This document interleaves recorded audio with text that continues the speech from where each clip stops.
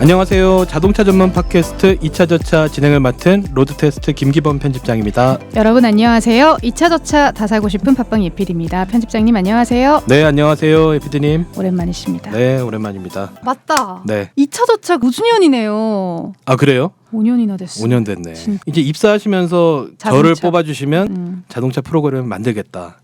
저 때문에 되신 거네. 한턱 쏘세요 그러면. 또 싸요? 네.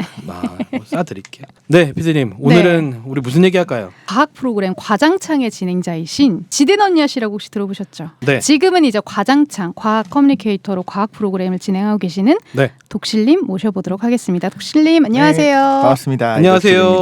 반갑습니다. 반갑습니다. 네. 셀럽이신데 또 저희 셀럽이지. 작은 방송을 또 찾아주셔가지고 굉장히 긴장하고 왔습니다. 저는 이 준비도 많이 하고. 팟빵에서 운영하는 여러 가지 콘텐츠들 주옥 네. 같은 콘텐츠가 있지만 그 중에 네. 가장 그 구독자도 많고 네네. 커다란 그 자동차 관련 콘텐츠라고 들었거든요. 역시 방송인이십니다. 네. 전 작은 너무나 방송은 나가지 자연스러우세요? 않습니다. 와. 이게 자동차 관련 콘텐츠 중에 1위 맞죠? 여기 자동차 프로그램 많이 없기도 하고 어쨌든 간에. 어쨌든 왜 이렇게 네. 더듬으세요? 편집. 아, 네, 저는 이독실이고요.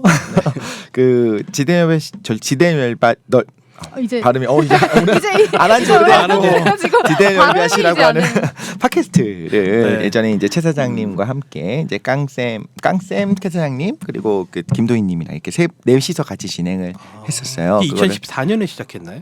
저희보다 빨라. 그랬던 먼저 거죠. 네, 하셨어요. 맞습니다. 네, 네. 그때는 진짜 처음에 저희가 하는 대화들을 그냥 아카이브를 만들고 싶다. 뭐 공중에 흩어지는 게 싫으니까. 그때 네네. 거의 팟빵이 처음에 있었나도 기억이 잘 안 날 정도로 정말 맞아요. 초창기였었어요. 진짜 초창기였고. 그래서 그때 팟캐스트라고 하는 이름 자체는 애플에서 제공한 어떤 플랫폼 같은 맞습니다. 거거든요. 맞아요. 네.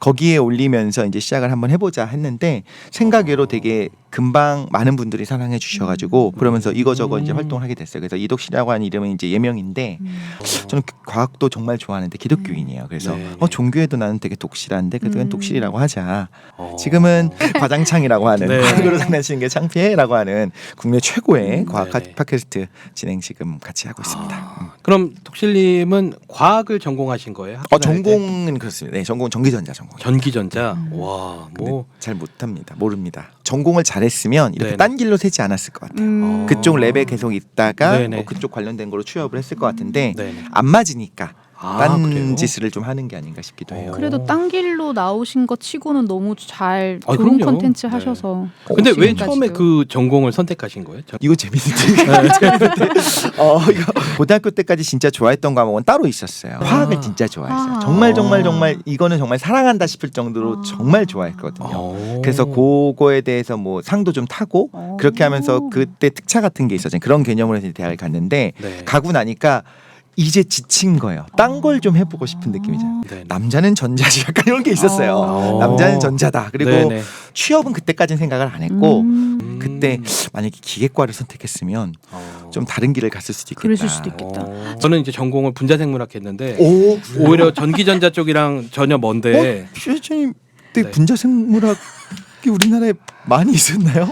지금 완전히 다 바뀌었어요. 완전 그때는 핫했을 유전자 것 같은데. 지도를 파악하기 전이어서 아 그러네요. 네. 기초적인 것들은 공유하는 게 있는데 아예 그냥 제가 배운 게 다 아무 쓸모가 없어졌어요. 편집장님은 근데 왜 분자생물학과 점수 전공하셨어요? 맞춰갔어요. 근데 이제 차 좋아하는 분들은 너무나 이제 꿈꾸는 일들을 하고 계시잖아요. 그렇죠. 또 처음에 시작을 네네. 어떻게 이쪽에 시작했는지 분자생물학을 전공하셔서 네. 신기했어요. 네. 취업 시즌에 네. 그 전공과 관계된 회사에 그 입사 지원을 해놓고 네. 우연히 제가 열심히 보던 잡지 자동차 생활사에서 채용 공고가 뜬 거예요. 그래서 온라인 접수여서 크게 생각 안 하고 그냥 보내놨는데 심지어 잊어먹고 있었어요. 근데 합격 통지가 동시에 양쪽으로 오고 공교롭게 이야. 출근 날이 똑같았어요. 오, 선택해야 되네요. 네, 그래서 저는 고민도 안 하고 자동차 생활로. 자동차 생활로 갔죠. 그렇게 정말 생각지도 않게 계획이 없었던 일이었어요. 네, 그렇게 시작하게 됐어요. 지금 너무 만족하시죠? 그럼요. 네. 그래서 독실님이 제가 예전에 이제 뉴스룸이라고 네. 유튜브이자 또 팟캐스트 채널이 있었어요. 네. 그때 이제 독실님이 방송 진행하실 때 제가 담당 PD였는데 중간중간 쉬는 시간 때마다 이야기를 하시는 걸 들어보니까 자동차를 좋아하신다는 생각이 드는 거예요. 오. 여러 가지 자동차 이야기를 했어요? 네. 아 진짜로. 네, 그래서 기억이 안 그때 나네. 아, 꼭 한번 2차 저차 모셔야겠다라고 네. 생각을 하고 있었죠. 그냥 차라고 하는 그 기계 덩어리잖아요. 네. 그게 좋더라고요. 과학 도시니까. 그러니까요. 과학이 결정체죠 자동차에. 뭐 직접 제가 들어보니까 자동차 네. 관련 DIY 같은 것도 하신다고 들었는데 제가 잘못된 정보일까요 혹시? 아니 그거는 예전부터 네. 많이 했었던 아. 것 같아요. 그걸 좋아했고 지금도 가급적이면 할 수 있는 걸 하려고 하는데 요즘은 좀 모듈형으로 하면서 또 이제 정비성이 나빠진 차들이 있잖아요. 네, 네. 이유가 다 있겠죠, 그것도. 그래서 어쩔 수 없이 못하는 건 못하는데 DIY를 좋아하고 좋아하는 이유 중에 첫 번째 예전에 시작할 때는 네. 뭐 두 가지가 있었던 거. 할 수 있으니까 하는 거고 솔직히 할 수 있으니까 내가 음. 할 수 있으니까 한다. 또 있었던 것 같고 두 번째는 사실 비용이 컸던 것 같아요. DIY라고 할 만한 거가 기억에 나는 거는 꽤 오래 전인데 그 후방 감지기 네네. 설치하는 거 있었어요. 삐삐삐 소리 네. 나는 그거 네. 드릴로 이렇게 뚫어가지고 네. 동그랗게 뚫어가지고 네네. pomp 끼워가지고 펌프 안쪽에 배선 정리해서 그런 거 하고 했었다가 그러다 나중에 이제 후방 카메라라는 게 나왔어요. 그러니까 네. 처음에는 후방 카메라가 없은 시절에 네네. 어떤 그런 거였거든요. 그때도 이제 그때는 금속을 뚫어야 돼요. 철판을 뚫어야 돼요. 트렁크 쪽을. 그래서 네. 뚫어가지고 배선 정리하고 그런 거 만드는 거를 하면서 사실 업체에 맡기는 게 훨씬 더 완성도도 높을 수 있는데 네. 비용 차이가 좀 컸었던 것 같아요. 또 궁금했죠 또. 그것도 있고 네. 좀 공개되어 있는 자료들이 있으니까 네네. 같이 하는 분들이 있으니까 그런데 요즘은 DIY를 가급적 하려는 이유가 좀 바뀌었어요. 요즘도 할 수 있는 건 하거든요. 왜요? 뭘로 이런 말 해도 바뀌셨어요? 되나? 못 믿겠어요. 솔직히 아. 업체가 생각보다 못 믿겠어요. 어떤 것들을 네. 제가 할 수 없는 부분이 있어서 이제 맡겼는데 네네. 뭐라고 말한 적은 없지만 분명히 뜯었다가 다시 했어요. 센터 페시아를 네네. 흠집들이 나 있는 게 보여요. 근데 그걸 말하지 않아요. 내 차였으면 내가 안 하기 위해서 모든 노력을 가했을 텐데 또 어떤 건 핀이 박살나 있는 것도 본 적이 있었고 네네. 블랙박스 설치 같은 거 하다 보면 원래 네. A 필러 부분에 네. 그 에어백이 터질 때 전개될 때 네. 탁 튀어나온 거 막으라고 핀들이 다 박혀 있거든요. 네. 그거를 예전에 그걸 그냥 가위로 잘라버리고 벤치로 잘라버리고 한 것도 본 적이 있고 최근에는 혹시나 싶어가지고 정말 최근에 맡겼었어요. 네.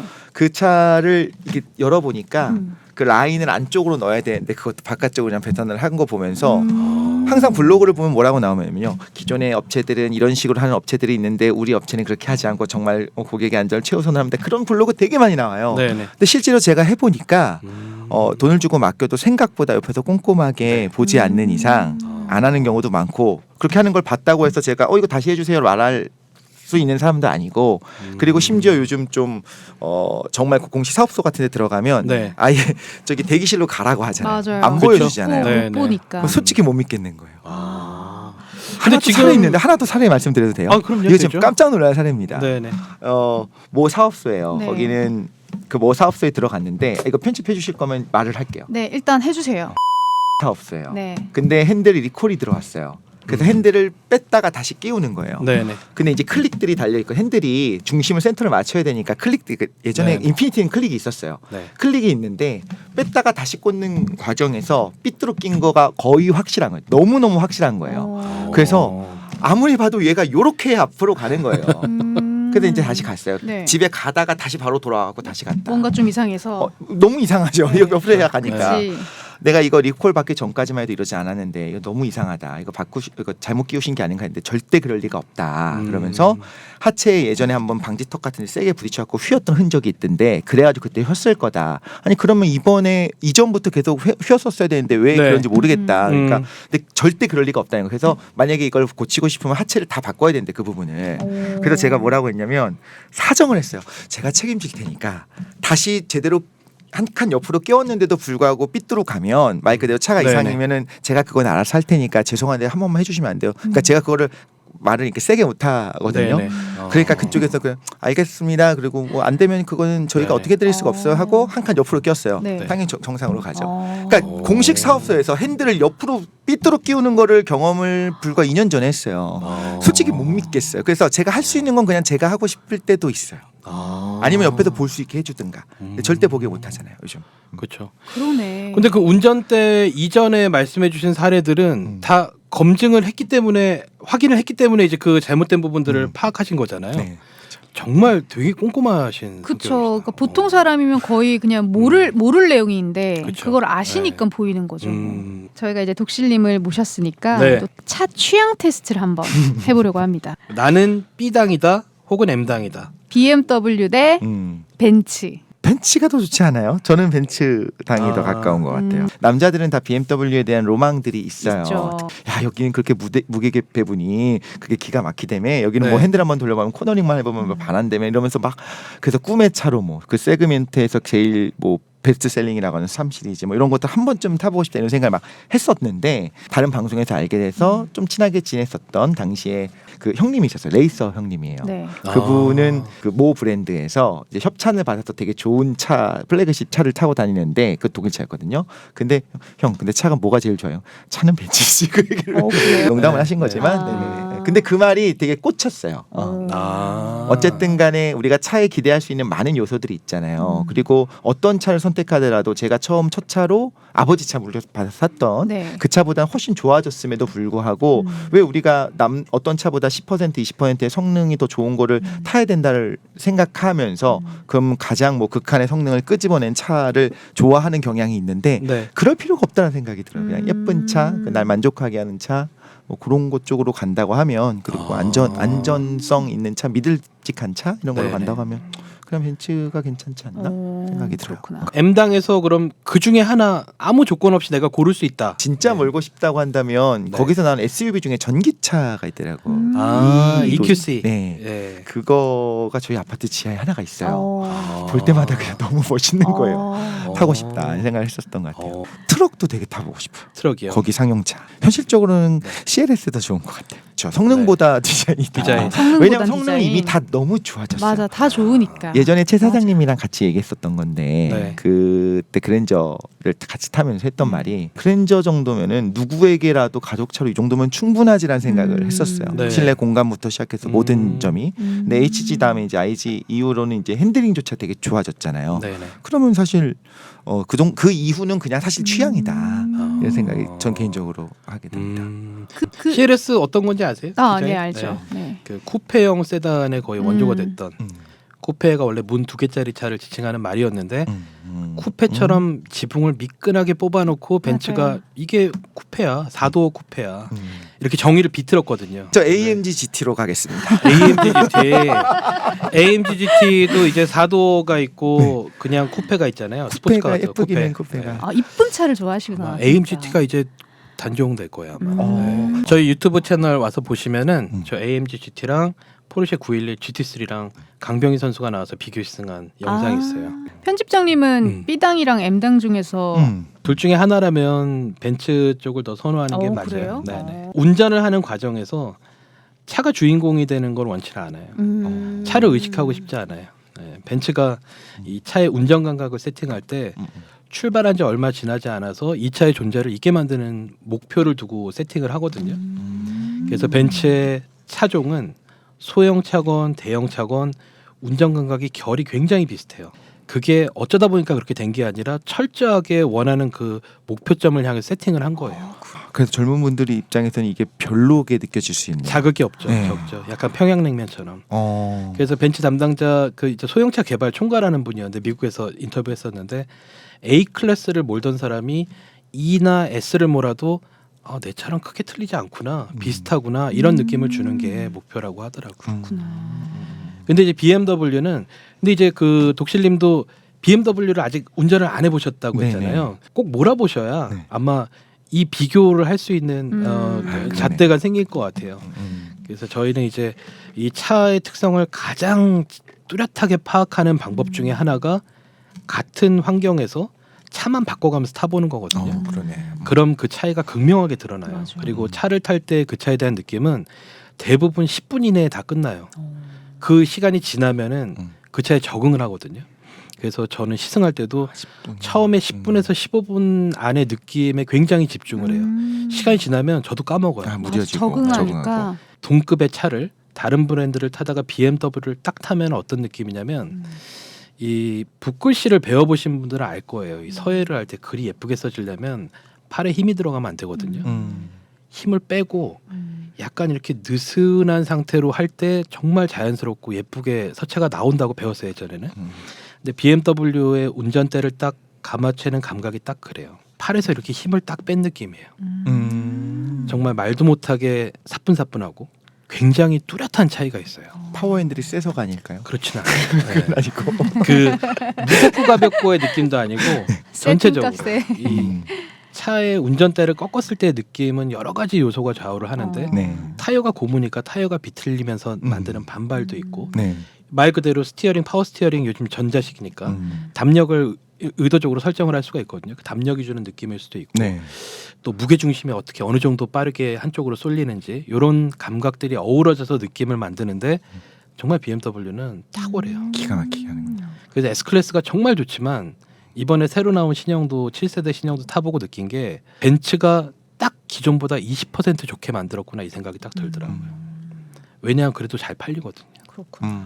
카니발도 그래요. 되게 잘 팔리는 차고 이번 신형이 많이 바뀌었지만 제가 카니발 9형 갖고 있거든요. 타보니까 딱 한 20% 정도만. 그래서 저는 이제 플래그십 중에 비교하면 아우디 A8이나 뭐 BMW 7이나 S클래스나 보면은 전 지금도 S클래스가 이제 갓 신형 됐거든요. 7은 곧 이제 풀 모델 체인지 될 거고. 근데 지금 현재 상태로도 7이 운전은 제일 탁월해요. 운전 감각은. CLA가 이제 전륜 기반인데 CLA AMG 같은 경우에는 2000cc인데 한 380마력 뭐 이 정도가 네네. 나와요. 네. 그러면서 그 안에다가 온갖 기술들을 다 집어넣어서 만든 차였다고. 그러니까 저는 그거 AMG를 못 타봤어요. 네네. 근데 그게 정말 모든 걸 다 갈아 넣어서 만든. 그래서 아마 또 더 이상 어떤 가솔린 엔진을 많이 개발하지 않을 테니까 최후의 엔진일 수도 있다. 뭐 이렇게 이야기를 네. 하면서 음. 이게 F1의 벤츠가 지금 엔진 공급을 하는데 그러면서 만든 그 기술을 안에다 아마 넣었을 거다 이렇게 하는 얘기를 들으면서 무슨 생각했냐면 처음에 남자들이 생각하기에 BMW는 엔지니어 집단들 여긴 거기에 막 몰두하는 사람들 그래서 병적으로 무게 배분에 집착하고 벤츠는 왠지 할배차 이런 느낌이었다가 그 차의 존재를 안 다음에 아 그렇지 않구나 이 사람들 장난 아닌 사람들인데 말씀하신 것처럼 일부러가 됐든 뭐 무색무취 무미를 일부러 넣으려고 하고 네. 20%는 또 약간씩만 변화를 주는구나 라는 걸 알았을 때 브랜드 자체가 좀 다르게 보였던 것도 있는 것 같아요. 전 기술 자체가 사실 네. BMW가 앞서는 줄 알았어요. 근데 그런 건 또 뭐 누가 앞서고 뭐 뒤서거니 할 네네. 그 정도의 급은 다 넘어간 상황이죠 네네. 사실은.